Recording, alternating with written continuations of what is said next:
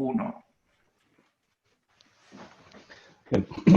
Buenos días, bendiciones hermanos. Estamos otra vez conectados para otro estudio de la palabra del Señor en el libro de Daniel. Y los invito a leer en el capítulo 11 de Daniel, versículo 1. Dice así la palabra del Señor. Daniel, capítulo 11, versículo 1 de la palabra del Señor. Dice: Y yo mismo, en el año primero de Darío, el Medo, estuve para animarlo y para fortalecerlo. Y ahora yo te mostraré la verdad. He aquí que aún habrá 3 reyes en Persia, y el cuarto será de grandes riquezas. Versículo 34. Y en su caída serán ayudados de pequeño socorro, y muchos se juntarán se juntarán a ellos con lisonjas. También algunos de los sabios caerán para ser depurados y limpiados y emblanquecidos hasta el tiempo determinado, porque aún para esto hay plazo. Versículo 36. Y el rey hará su voluntad. Se escucha un audio, se escucha un ruido interno. Muy bien. No sé si están escuchando bien, porque se escucha un ruido. ¿Está bien, hermano? Muy bien. Al hermano Rubén lo tengo ahí de eso. Gracias. Hola, hermano Rubén. Muy bien. Este es el capítulo 11 de Daniel. Le sugiero tener el café a la mano, y porque este capítulo es tremendo, es grande, una vez que ustedes lo estudian a la luz de la historia, uno queda asombrado de la palabra del Señor. Esta es la palabra de Dios. Esta es la palabra de Dios. El capítulo 11. Cuando pienso en el capítulo 11, pienso en el versículo 17 del capítulo 4, palabras de que el ángel mismo comunicó a Nabucodonosor en relación al juicio de Dios que tenía el Señor contra Nabucodonosor. Dice: la sentencia es por decreto de los vigilantes y por dicho de los santos la resolución, para que conozcan los vivientes que el Altísimo gobierna en el reino de los hombres, y a quien Él quiere lo da, y constituye sobre Él al más bajo de los hombres.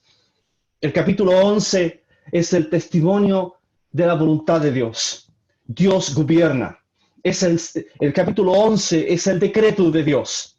Dios va a revelar por medio del ángel a Daniel el futuro para Daniel, la historia, hasta la misma venida de Cristo, la segunda venida de Cristo en el capítulo 12. Esto es la sentencia, es el Señor que gobierna.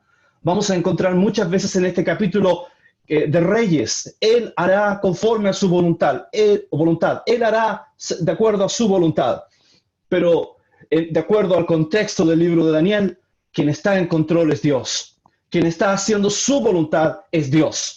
No estos pequeños gobernantes que se ensorbecen y se levantan contra Dios, pretendiendo que están haciendo su propia voluntad. Es Dios el que está llevando a cabo su plan y su propósito, y constituye sobre él al más bajo de los hombres. Es Dios, es Dios. Pensaba también en Salmo 94, versículo 14, cuando el salmista dice allí, en el versículo 14 del capítulo 94 de los Salmos, dice: porque no abandonará Jehová a su pueblo, ni desamparará a su heredad. O el apóstol Pablo en Romanos capítulo 11, versículo 1 dice: digo pues, ¿ha desechado Dios a su pueblo? En ninguna manera, en ninguna manera. Estas son las dos grandes ideas del capítulo 11. Por una parte, la voluntad de Dios. Él está haciendo su voluntad. Él está llevando a cabo su plan, su propósito. Y nada se opone a él, nada lo interrumpe. Él es el anciano de días del capítulo 7. Y por otra parte, en medio de las tinieblas y de la persecución, el Señor cuida a su pueblo. El Señor no desampara a su pueblo. El Señor no ha abandonado a Israel. Aún las promesas están firmes, porque Dios es un Dios fiel que ha prometido. Hermoso. Este es nuestro Dios. Este es el capítulo 11. Muy bien.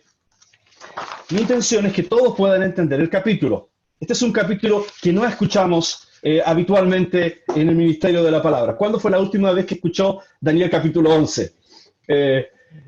Vamos a tratar de exponerlo de una forma sencilla, como Miguel oraba. Recojo las palabras de Miguel para que todos puedan entender el libro. Muy bien, el capítulo. Esta es la estructura que les propongo del capítulo 11. Recuerden, capítulo 10, 11 y 12 es el libro de la verdad. Vamos a entenderlo como un libro, porque así fue revelado a Daniel.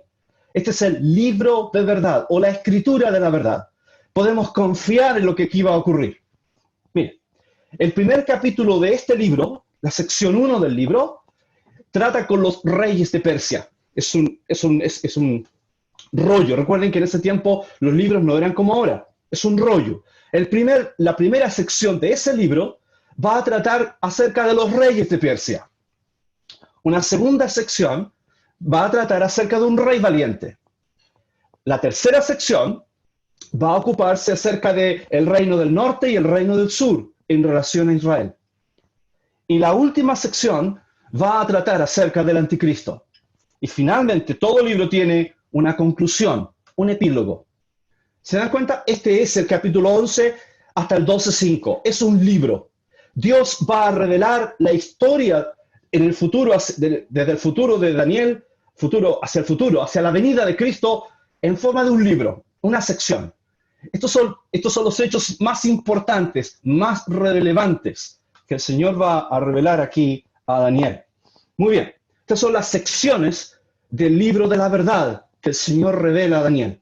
Vamos a empezar con cada una de esas secciones. ¿Bien? Espero que todos estén atendiendo, cinturón puesto, café cargado, empecemos. Versículo 2. Versículo 2. El 1 ya lo traté la reunión anterior, vamos a con el 2. Dice así, capítulo 11, versículo 2. Y ahora yo te mostraré la verdad. Y ahora yo te mostraré la verdad. He aquí, aún habrá 3 reyes en Persia. El cuarto será de grandes riquezas, más que todos ellos. Y al hacerse fuerte con sus riquezas, levantará a todos contra el reino de Persia. Recuerden, Daniel está en el 536. Está en el primer año de Darío, del imperio medo-persa. Y recibe esta gran profecía hacia el futuro, por supuesto. Y dice aquí, y ahora te mostraré la verdad. Vamos a enfatizar la palabra verdad. Y eso es lo que quiero llamar la atención de ustedes. Lo que ahora vamos a hablar no es ciencia ficción. No es guerra de las galaxias. No es la verdad. Podemos confiar en lo que aquí está escrito. Créanme que en estos tiempos todos hablan muchas cosas. Estamos en tiempos de elecciones en algunos países. Y los políticos hablan muchas cosas. ¿Les podemos creer? Son algunas veces un poquito complicado. Pero cuando Dios habla, Él dice la verdad. Podemos confiar en lo que Él dice. Qué precioso. Es la verdad. Es interesante que aquí en el capítulo 11 se enfatiza muchas veces la verdad. Por ejemplo, en el capítulo 7, versículo 19, 10, versículo 1, 10, versículo 21, 2, capítulo 45. Es interesante que en la última sección de la profecía de Daniel se enfatiza repetidamente, permítanme la expresión, la palabra verdad. El Señor quiere que tú y yo, hermanos, sepamos que esta es la verdad. Me acuerdo de las palabras del Señor Jesús. Tu palabra es verdad. ¿Se acuerdan de eso? Podemos confiar en la palabra del Señor. Tu palabra es verdad. En el capítulo 2, versículo 45 de Daniel, en relación a la visión de la gran imagen, Daniel le dice a Nabucodonosor, este sueño es verdadero y fiel.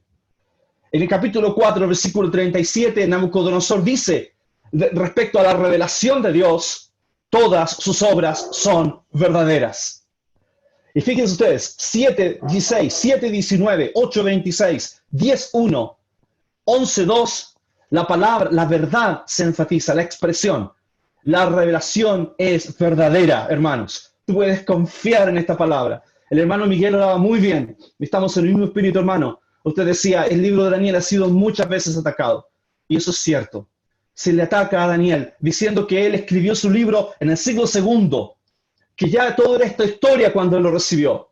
Pero hemos visto en el estudio de la palabra de Dios y confiamos que Daniel fue un hombre que vivió en el siglo VI antes de Cristo, y todo lo que aquí recibió es más allá de la comprensión humana. Es palabra de Dios. Muy bien. Sigamos. Dice, he aquí, aún habrá 3 reyes en Persia. Veamos eso. Dice, habrá 3 reyes y el cuarto. Estamos hablando de Persia. Creo que los 3 reyes se refieren a los siguientes. Cambises sería uno, el hijo de Darío, el fundador del imperio medo-persa. Este fue muy negativo hacia el pueblo de Israel. Cambises, él se niega a la reconstrucción del templo, y lo vamos a ver en el libro de Esdras, y también ustedes verlo allí, cómo él se opone a la reconstrucción del templo. Pseudo-Smerdis es con pseudo porque no se sabe bien si era de la línea del pueblo, de la línea de los reyes de Medo-Persa. Después tenemos Darío I el Grande, y finalmente el cuarto es Jerjes. Los historiadores todos concuerdan que el cuarto aquí es Jerjes. La expresión 3 reyes y el cuarto es un hebraísmo, quiere enfatizar el cuarto rey. ¿Y por qué el cuarto rey? Porque el cuarto rey, dice aquí, y será de grandes riquezas, más que todos ellos. Jerjes juntó una gran cantidad de dinero, plata en ese tiempo, para impulsar una campaña contra Grecia. Los estudiantes de historia, los que están en el liceo, saben que estas son las guerras entre los persas y los griegos, son las famosas guerras médicas. Ustedes, si algún liceano está por ahí, estudiante de high school, sabrá que estas son las guerras médicas. Bueno, aquí tenemos a Jerjes organizando un gran ejército en esta zona, ¿cierto? En esta zona del mapa, Asia Menor, para atacar Grecia. Esta es la península de los Balcanes. Ahí está Atenas. Si alguna vez usted ha escuchado Maratón, ¿se acuerdan de la batalla de Maratón? O Platea o Salamina. Bueno, ese es el momento de la historia, cuando el ejército medo-persa quiere atacar a los griegos y son derrotados por los griegos. Entre paréntesis, no pueden conquistar Grecia. Muy bien, dice aquí la palabra de Dios que este rey tenía muchas riquezas. Si usted va al libro de Esther, capítulo 1, versículo 4, ¿se acuerda del libro de Esther? Este es el Jerjes que se casó con Esther. Y en el capítulo 1, versículo 4, se habla de la riqueza de Jerjes. Probablemente Jerjes organiza ese banquete cuando regresa de la derrota en Salamina. Eso es muy interesante, de la campaña contra los griegos. Bueno, esta es la primera visión o la primera sección del libro de verdad. ¿Por qué se enfatiza Jerjes? Porque Jerjes va a destruir Atenas, entre paréntesis. Los ejércitos persas destruyen Atenas y genera en los griegos un gran odio hacia los persas. Un gran odio hacia los persas. Es por eso que vamos al versículo 3. Versículo 3. Dice así. Se levantará luego un rey valiente, el cual dominará con gran poder y hará su voluntad. ¿Quién es este rey valiente? Recuerden, Daniel está recibiendo esta profecía en el 536. Y en el 323 se levanta un gran hombre. Para muchos, uno de los personajes más interesantes en la historia de la antigüedad, del mundo clásico, Alejandro Magno, Alejandro el Grande. Es evidente, es claro, que a continuación de los persas se levanta el imperio griego. Y este rey valiente, ¿se acuerdan de la profecía del capítulo 8? Ya Alejandro el Grande había aparecido en el capítulo 8 cuando quiere atacar al imperio persa en una forma violenta. Y si usted está siguiendo este mensaje, ahora sabrá por qué Alejandro ataca de una forma tan violenta y humilla a los persas en venganza a lo que había hecho Jerjes de destruir Atenas. ¿Se entiende? Esa es la idea. Ahora usted entiende la motivación de ese animal que corre en su cólera a atacar al imperio persa en el capítulo 8 y que también es descrito aquí. Este versículo 4 es grande. Cada palabra aquí es preciosa porque me habla de la soberanía de Dios. Él sabe. Dice, el cual dominará con gran poder. Así fue Alejandro. Miren el territorio. Miren, la península de los Balcanes, Asia Menor, Palestina, Egipto, todo lo que se refiere a Afganistán, el imperio babilónico, conquistando incluso hasta Pakistán, esta es la actual Pakistán, toda esa zona, un vasto territorio en 10 años. En 10 años conquistó ese tremendo territorio. Muy bien, dice aquí, con gran poder y hará su voluntad. Versículo 4. Estén atentos, ojalá que estén sentados porque esto es muy grande. Pero cuando se haya levantado, dice aquí, cuando se haya levantado, su reino será quebrantado y repartido hacia los 4 vientos del cielo, no a sus descendientes, ni según el dominio con que él dominó, porque su reino será arrancado y será para otros fuera de ellos. Para mí esto es grande, es tremendo, es precioso. Dice aquí que, cuando dice el versículo 4, pero cuando se haya levantado, quiere decir, mientras se está levantando, mientras está llegando a su fuerza, dice, o tan pronto como se levanta en su fuerza y en su poderío, su reino será quebrantado y, dice aquí, repartido. 2 verbos, quebrantado y repartido. Noten la precisión de la palabra de Dios. Y eso ocurrió cuando Alejandro el Grande conquista la zona de Pakistán en esta parte, muy cerca, en esta parte. Lo comenté cuando hablamos del capítulo 8. Alejandro quería seguir conquistando territorios, pero sus soldados se rebelan. La primera protesta, manifestación, porque querían volver a Grecia. Y Alejandro se pone a llorar, literalmente llora, dicen los historiadores, porque quería seguir conquistando territorio. Y muere a la edad de 33 años, probablemente de alguna enfermedad, alcohol, cirrosis o cualquier otra enfermedad. El tema es que Alejandro, tan pronto como llega al poder, tan pronto como alcanza esta gran extensión en su territorio, muere. ¿Se dan cuenta? Dice el versículo al final, dice aquí, es arrancado, es cortado violentamente. Noten la precisión de la palabra de Dios. Daniel escribió esto más de 200 años antes de Alejandro. Solo faltaba el nombre para poner aquí. Este es Dios. A mí me apasiona. Este es Dios. Esta es la palabra de Dios. Dice el versículo aquí, su reino será quebrantado y repartido hacia los 4 vientos. Dice aquí, los 4 vientos significa los 4 puntos cardinales de la tierra.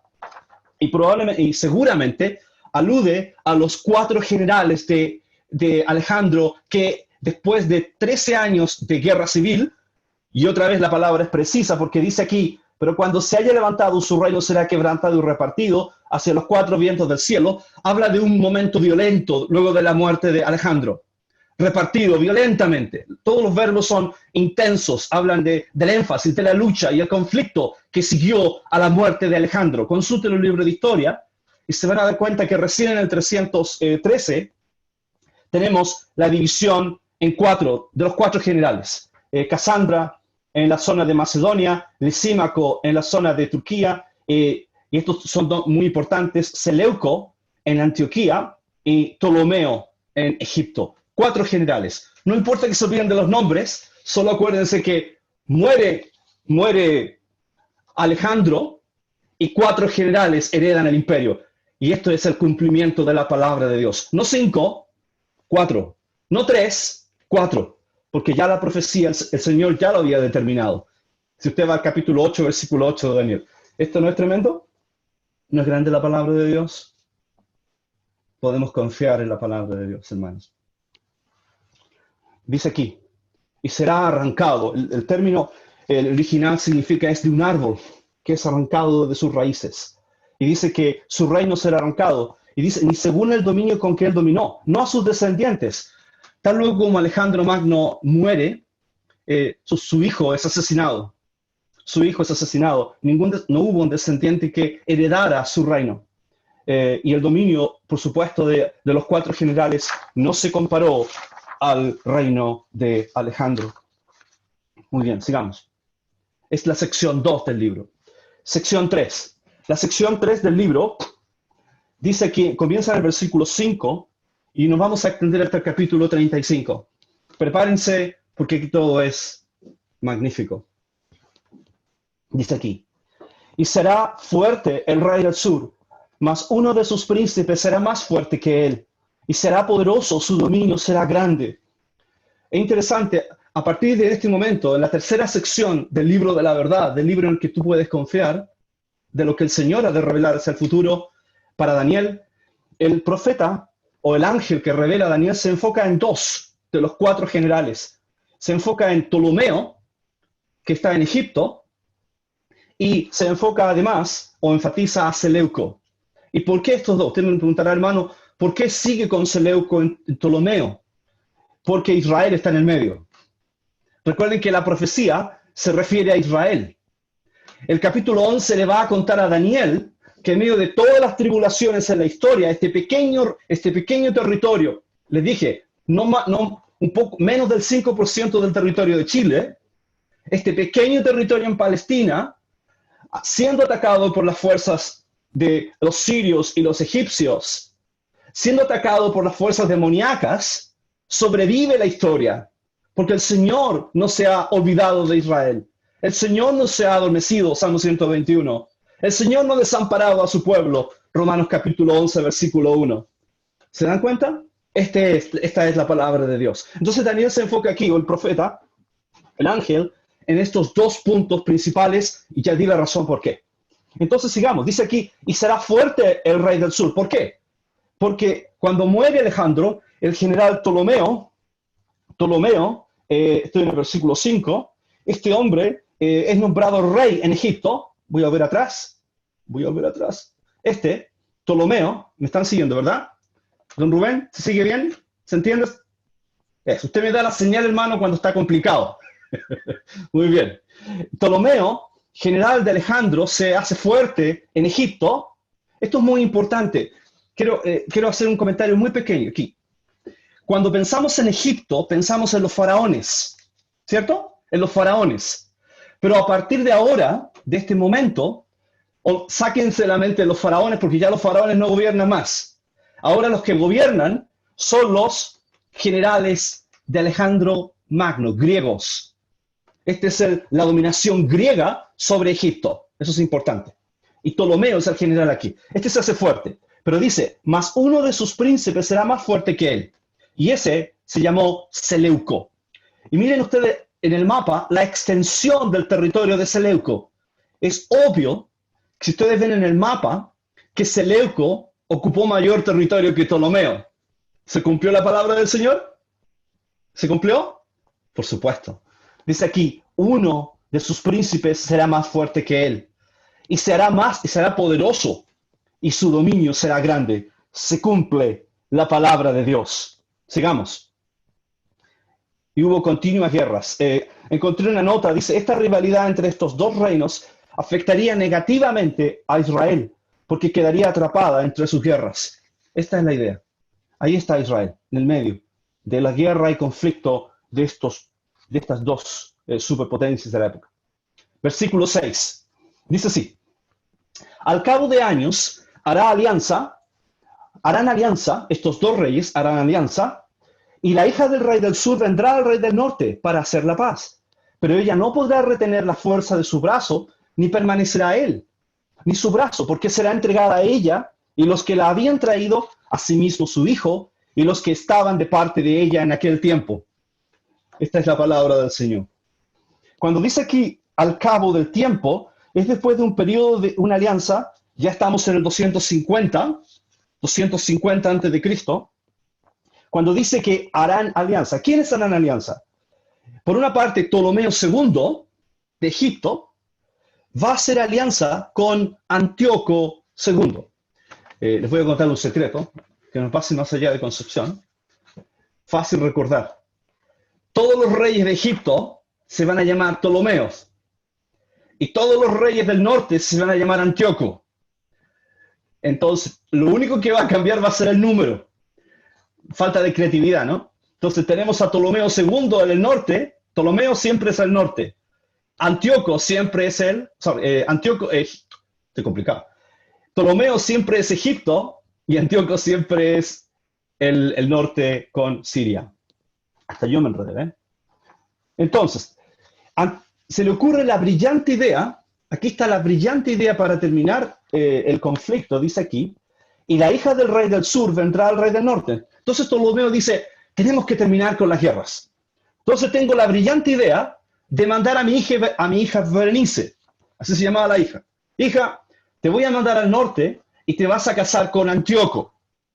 Te vas a casar con Antíoco. El problema era que Antíoco estaba casado con la Odisea. La Odisea. ¿Se acuerdan de la iglesia de la Odisea? Es por esta señora. Y para casarse con Berenice, el hombre no tuvo mejor idea que separarse de la Odisea y mandarla lejos, junto con su hijo. El tema fue que cuando Berenice va de viaje al matrimonio con Antíoco, contrae matrimonio con él, muere Ptolomeo. Les cuento la historia brevemente. Muere Ptolomeo. Por lo tanto, muere aquel que había apoyado a Berenice con su matrimonio a Antíoco. Cuando Antíoco sabe que el padre de Berenice está muerto, Antíoco toma la brillante idea de ir a buscar a su esposa, la Ódice, y decirle, mi amada, volvamos, reconciliemos. La Odisea, la mujer de Antíoco, le dice, muy bien, volvamos. Y mientras tanto, envenena da muerte a Berenice y a su hijo, y a la corte que traía a Berenice para casarse con Antíoco. Se cumple la palabra de Dios. Por eso que dice aquí, pero ella no podrá retener la fuerza de su brazo. ¿Quién es ella? Berenice. ¿Por qué? Porque murió su padre. Ni permanecerá él, ni su brazo, porque será entregada a ella y los que la habían traído. Ella, su hijo, y la corte que la había traído de egipcios a casarse con Antíoco, es asesinada por la Ódice. Ese es el fin de Ptolomeo, el fin de Berenice y el fin de Antíoco. Se cumple la palabra de Dios, el Señor sabe. ¿Esto no es tremendo? ¿La palabra de Dios? Muy bien. En este tiempo, es el tiempo de la Septuaginta. Alguno me imagino que ha escuchado de eso, la versión griega del Antiguo Testamento, y habla del poderío egipcio en el área. Y habla entonces de la importancia de los judíos en la región de Egipto. Sigamos. Versículo 7. Dice aquí, versículo 7. Pero un renuevo de sus raíces se levantará sobre su trono, y vendrá con ejército contra el rey del norte, y entrará en la fortaleza, y hará en ellos a su arbitrio, dice, y predominará, y aun a los dioses de ellos, sus imágenes fundidas y sus objetos preciosos de plata y de oro, llevará cautivos a Egipto, y por años se mantendrá él contra el rey del norte, así entrará en el reino el rey del sur y volverá a su tierra. Cuando Berenice es asesinada, uno de su línea, su hermano Ptolomeo, esto ocurre en la historia, su hermano Ptolomeo, que amaba mucho a su hermana, se encarga de vengar a su hermana y organiza un ejército para atacar a Seleuco II. ¿Se acuerdan de Seleuco II, verdad? Lo ataca y lo derrota. Y dice la historia que llevó cautivo los dioses de los sirios a Egipto. Se cumple la palabra de Dios. Esto realmente ocurrió. Dice que él llevó sus dioses. Y dice aquí el versículo que el rey, dice, llevará cautivos a Egipto y por años se mantendrá él contra el rey.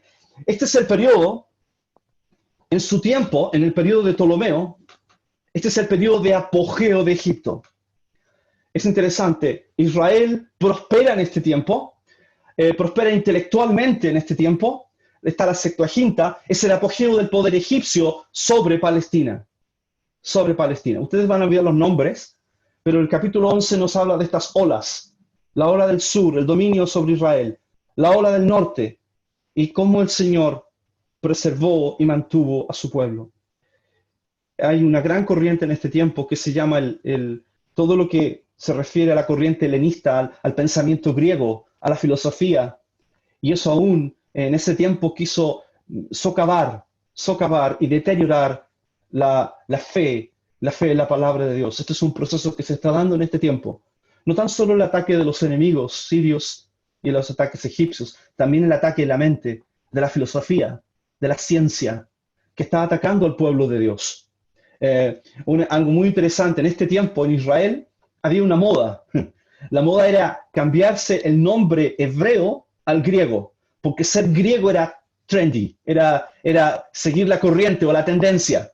Entonces alguien que se llamaba Joshua se cambiaba el nombre a Jasón, porque Jasón era griego, Josué era hebreo, era la tendencia de los gimnasios, la tendencia de la música, de la filosofía. Eso está ocurriendo en Jerusalén. Toda esa influencia de las ideas, no tan solo de los ejércitos que están atacando Jerusalén, no tan solo de la opresión de los enemigos, también el ataque intelectual que está atacando a la nación de Israel y la verdadera fe del pueblo de Dios en este tiempo. Muy bien, sigamos. Versículo 10. Mas los hijos de aquel se irán y reunirán multitudes grandes ejércitos y vendrá apresuradamente e inundará y pasará adelante. ¿Quiénes son los hijos de aquel? Son los hijos, estamos en el versículo 10, son los hijos de Seleuco II, del reino del norte, dos hijos, uno se llamaba Seleuco Serano, olvídense el nombre, pero acuérdense del segundo, Antíoco III. Estos se van a vengar de Ptolomeo, y entonces aparece en escena Ptolomeo IV, y aparece en escena Antíoco III, el del norte. Antíoco III dice, tengo que vengar a mi padre, tengo que atacar a Egipto, y organiza una gran batalla en Gaza, en lo que hoy día es la zona de Filistea, de los filisteos, en la Palestina, para atacar al reino del sur. Una gran batalla. La historia dice, sería interesante leer, pero ustedes se van a aburrir soberanamente. La historia dice que Antíoco fue derrotado en esa batalla. El tema es que Ptolomeo, habiendo derrotado a Antíoco, tenía todo para avanzar hacia el norte. Pero dice la escritura aquí, dice, por lo cual se enfurecerá el rey del sur y saldrá y peleará contra él. Así ocurrió en Rafia, en Gaza, el rey del norte, y pondrá en campaña multitud grande. Los historiadores dicen que más de 70,000 soldados, cientos de elefantes, y toda aquella multitud será entregada en su mano, en la mano de este hombre que derrotó a Antíoco. Y al llevarse él, la multitud se lavará su corazón de este hombre y derribará a muchos millares, mas no prevalecerá. No siguió su conquista. La historia nos dice que no siguió adelante y dejó escapar a Antíoco. Soberano error dejar escapar al enemigo. Porque en el versículo 13 dice así. Versículo 13. Y el rey del norte volverá a poner en campaña una multitud mayor que la primera. Y al cabo de algunos años vendrá apresuradamente con gran ejército y muchas riquezas. Y este es Antíoco III, que organiza un nuevo ejército para atacar ahora al hijo de Ptolomeo IV, Ptolomeo V. Organiza una batalla, organiza un ejército y conquista Egipto. Conquista Egipto. Y dice aquí, vendrá pues el rey del norte y levantará baluartes y tomará la ciudad fuerte. Y las fuerzas del sur no podrán sostenerse. Esto realmente ocurrió. Antíoco domina Egipto y se ensoberbece, ni sus tropas escogidas. Dice aquí, y el que vendrá contra él hará su voluntad, y no habrá quien se le pueda enfrentar a Antíoco, y estará en la tierra gloriosa. Eso pasó por Jerusalén, y hubo gran sufrimiento en Jerusalén. Versículo, dice aquí, anoté, esta fue una gran victoria estratégica para Antíoco III, y también puso a Israel bajo el control del reino de los Seleucos. Si están siguiendo el mensaje, que es hasta el momento un poco complicado, hemos visto que en la primera parte los egipcios toman Palestina. Ahora es Antíoco que toma Palestina y ataca a Egipto. Antíoco está en el poder, está en la cúspide de su poder, Antíoco III. Y dice la palabra de Dios, afirmará luego su rostro para venir con el poder de todo su reino y hará con aquel convenios y le dará su hija de mujeres para destruirle, pero no permanecerá ni tendrá éxito. A Antíoco, les voy a contar una historia, que no salga más allá de Concepción también. A Antíoco se le ocurrió la brillante idea, vamos a conquistar Egipto. Pero la forma de conquistar Egipto no es con ejército. Voy a mandar mi hija de nuevo y la voy a casar, Antíoco, voy a casar a mi hija con Ptolomeo V. El nombre de la niñita se llamaba, y niñita porque era adolescente, Cleopatra. ¿Se acuerdan de Cleopatra? Esta es la abuela de Cleopatra. La abuela. Cleopatra es enviada a casarse con Ptolomeo V porque Antíoco tenía la brillante idea de la única forma de conquistar Egipto era desde dentro. Y confiaba en su hija, como todo buen padre. Confiaba en su hija, que su hija iba a conquistar el corazón de Ptolomeo, pero mire lo que dice la palabra de Dios. Y hará aquel convenios y le dará una hija de mujeres para destruirle, pero no permanecerá. La idea es que apenas Cleopatra se casa con Ptolomeo, ella sigue fielmente a su esposo. Buena mujer. ¿Y saben por qué? Porque había otro gran poder que se estaba levantando en el occidente, que eran los romanos. Cleopatra olió poder aquí, tengo que apoyar a mi esposo, y lamentablemente Antíoco no tuvo éxito. Dice aquí, pero fíjense ustedes, ¿cuál es la idea central? El Señor sabe la política exterior de los países, ¿no? Dice, porque esta fue la idea de Antíoco, pero el Señor ya lo sabía. Entonces a Antíoco se le ocurre otra brillante idea. Versículo 18 al 20. Dice, volverá pues su rostro a las costas y tomará muchas, mas un príncipe hará cesar su afrenta. Miren, Antíoco se le ocurre la brillante idea y dice, ya Egipto lo tengo conquistado. ¿Por qué no me levanto contra Roma? Porque Roma se está expandiendo. Ya conquistaron a los cartagineses y quieren introducirse o quieren entrar en influencia en mi reino. Los romanos envían una embajada para decirle a Antíoco, Antíoco, para. Y Antíoco los humilla. Váyanse de aquí. Ustedes, los romanos, no tienen nada que hacer en Asia. Los humilla. Fíjense ustedes lo que dice el versículo. Luego volverá su rostro a las fortalezas de su tierra. 18 al final, disculpen. Mas un príncipe hará cesar su afrenta. Antíoco se burla de los romanos y les quiero decir, nadie que se burla de los romanos sale bien.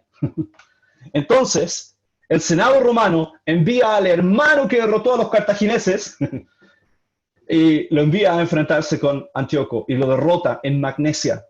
Lo humilla, le quita sus barcos, sus tropas, le hace pagar millones, o sea, miles de talentos en plata y obliga además que de sus hijos los manden cautivo a Roma. Lo humilla completamente. Antíoco pierde Asia y es interesante porque en la profecía bíblica este es el comienzo del cuarto reino, de la cuarta bestia, Roma.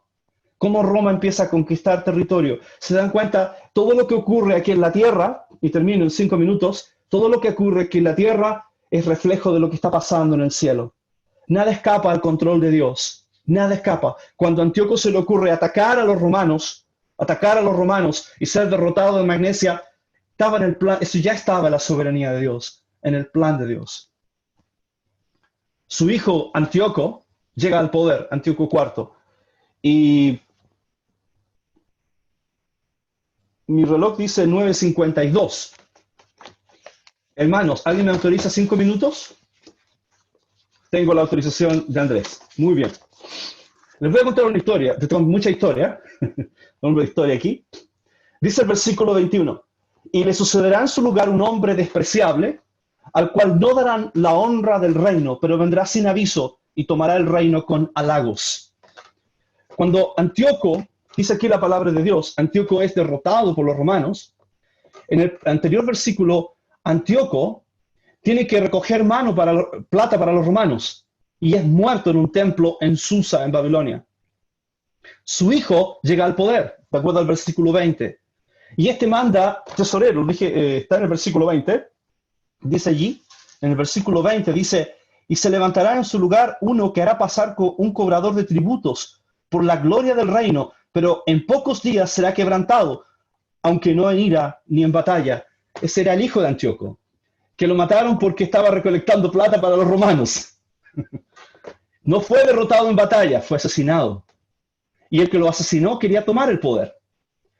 Cuando es asesinado, el hijo de Antíoco, hubo un hombre llamado Antíoco IV que está aquí, que escucha la noticia en Roma porque está cautivo. ¿Se acuerdan que estaba cautivo? Escucha la muerte de su hermano. Y lo primero que hace, dice, esta es la mía. Esta es mi oportunidad para ser rey. Toma un barco, rápidamente se embarca, ¿cierto?, desde Roma hacia Siria, empieza a convocar voluntades y toma el poder. Y lo toma de la siguiente forma. le dice a aquel que mató a su hermano, le dice, mira, yo vengo aquí, yo soy el tío de este pequeño niño que va a heredar el trono, yo me puedo ocupar del trono. Así realmente ocurrió, créanme. El niño se llamaba Demetrio. Mira, este niñito es muy chiquitito, yo puedo ocuparme, el tío Bonachón, yo lo voy a ocupar hasta que él crezca y será rey.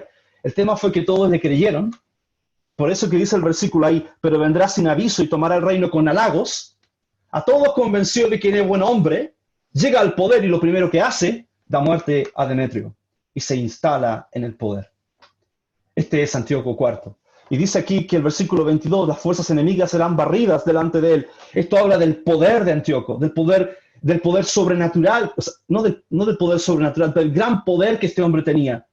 En el sentido, dice aquí, serán barridas delante de él como con inundación. Serán todos destruidos, dice, junto con el príncipe del pacto. Antíoco da muerte a Onías III, el sacerdote de Egipto en Jerusalén. Dice el versículo, sorprenderá a todos. Esa es la idea del versículo 22 y 24. Y termino con la siguiente idea. El versículo 25 al 28 y 29 al 30, tenemos las campañas de Antíoco. Y les voy a contar una cosa más y termino con esto. Miren, dice aquí el versículo, y termino con este versículo, versículo 30. Termino con el versículo 30. Dice aquí, 30. Dice, porque vendrán contra él naves de Quitim, y él se contristará y volverá y se enojará contra el pacto santo, y hará según su voluntad. Volverá, pues, y se entenderá con los que abandonen el santo pacto. Antíoco se esfuerza en campañas contra Egipto. La primera es exitosa, humilla a Egipto. La segunda, que está en el versículo 29 al 30, escuchen esto es interesante, lo último que digo. Antíoco organiza un gran ejército. Va a atacar a Egipto y dominar Egipto. Imagínense ustedes un gran ejército, miles. Pero cuando llega a Alejandría, Egipto, sale a su encuentro un senador romano. ¿Ve la imagen? Sale a su encuentro un senador romano. Y los historiadores nos dicen que este senador romano, se llamaba Popilius, bonito nombre, lo recibe Antíoco con un papel, un decreto de Roma. En ese le dice, léalo. Antíoco lee el documento y el documento dice, Antíoco debe dejar Egipto al instante, porque Roma protege a Egipto. Imagínense Antíoco con todo su ejército. Venía para pelear una gran batalla. Entonces Antíoco le dice al senador romano, mira, déjame pensarlo. Dame un minuto para pensarlo. Entonces Popilio, el senador romano, toma su vara, así lo dicen los historiadores, toma su vara y dibuja un círculo alrededor de Antíoco. Y le dice, mira Antíoco, la decisión que tomes la tomas ahora. Si sales del círculo, ya sabré cuál es la decisión. La decisión la tomas ahora, Antíoco. Y les quiero contar que Antíoco sabía muy bien, porque él había estado en Roma, sabía muy bien del poder de los romanos. Entonces sale humillado y se devuelve con su ejército a Siria sin haber tirado una sola flecha, sin haber derrotado a los egipcios. Se devuelve humillado y con gran ira. Por eso dice el versículo 30, dice aquí, dice el versículo, y se levantarán de su parte tropas que profanarán el santuario. Lo vamos a ver en la próxima reunión. Antíoco se devuelve a Jerusalén, en el camino destroza Jerusalén, destruye el servicio de Dios en ira. En ira se cumple la palabra de Dios. Probablemente, hermanos, termino, ustedes se olviden de los nombres y por eso ustedes saben que este capítulo 11 no es muy popular, pero lo que yo aprendo en este capítulo es el Señor que gobierna. La política exterior de los países, el Señor sabe. Cuando Antíoco volvió su rostro a atacar a los romanos, el Señor ya sabía.